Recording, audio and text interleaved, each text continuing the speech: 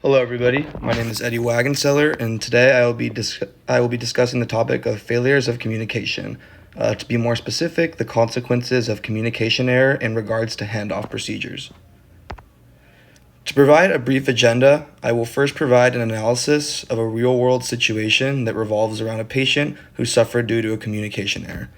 Secondly, I'll provide an explanation as to exactly what went wrong within this, and finally, discussion will be made as to what could have prevented the situation, as well as solutions to ensure that something like this can be prevented within the future.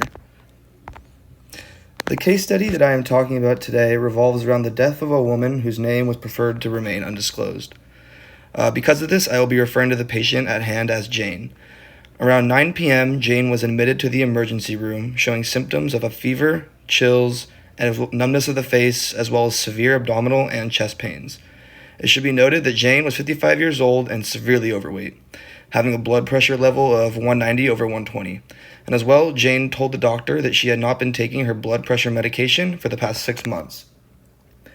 All necessary tests were ordered, and after receiving antiemetic medications, Jane's nausea did improve. The test that pointed that she was severely dehydrated, so the physician diagnosed this along with the renal failure. It was at this point that the physician relayed all this information to the hospitalist for admission. She claimed that due to the lack of urgency, she assumed that the patient would be seen in the morning. As well, at this point, no orders to treat Jane's hypertension were placed, even after knowing that she had not been taking her medication for 6 months. After being admitted 3 hours later, around 12 a.m., the hospitalist informed the RN that Jane's blood pressure was high, but that it was going to be dealt with in the morning. After taking Jane's blood pressure reading 180 over 100, the RN then called the hospitalist and ordered Tylenol. At this point, Jane had been complaining of back pain and was beginning to have pale skin. After reading Jane's blood pressure again, it was shown that it had elevated, up to 190 over 100, and because of this, ordered Percocet to compensate with the pain. Although the pain meds were ordered, the RN never documented this reading into the chart. Hence, according to the patient's chart, Jane's blood pressure never exceeded 180 over 100. Because this increase of blood pressure was never communicated, it was concluded that Jane's blood pressure was unchanged from the time that she was admitted.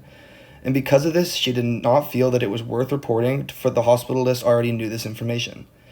Around 45 minutes later, the LPN working under the RN reported that Jane's blood pressure had increased to 212 over 162. When asked if the patient was symptomatic, the RN said no. Soon after a final check on Jane, it was concluded to find that she was unresponsive and pale, and around 7:20 a.m., Jane was pronounced dead. This truly is a tragic story of the real-life consequences of lack of communication between healthcare providers. If all procedures would have been followed correctly, Jane would still be alive today. So now let's take a look at exactly what went wrong throughout the night. To begin, the initial conversation between the physician and the hospitalist did not appropriately address the severity of Jane's situation. The physician never mentioned that Jane was not taking her medication for the past 6 months, and as well, a mere diagnosis of dehydration. Had the physician told the hospitalist all these facts, the sense of urgency would have been conveyed throughout the succeeding line of communication. Secondly, the ER nurse and the RN did not address the concerns about blood pressure. After constant complaints from Jane, the only prescribed medications were associated with pain relief, not blood pressure. As well, the spike of blood pressure was never documented in the patient's chart. Because of this, no measures were taken to mediate this problem.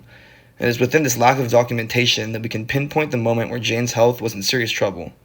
This instance, along with previous efforts and miscommunication, is the eventual reason that led to the death of Jane. There are many key takeaways that we can learn from this tragedy. To begin, it is crucial that organizations utilize a structured communication method when exchanging pertinent information to the next provider. One of these methods would include the SBAR method. SBAR stands for Situation, Background, Assessment, and Recommendation. This would include the provider giving a detailed description of the patient's situation, as well as a thorough background of the patient's health problems. In Jane's case, this would have been relaying the fact that she was overweight and had not been taking her blood pressure medication for the past 6 months.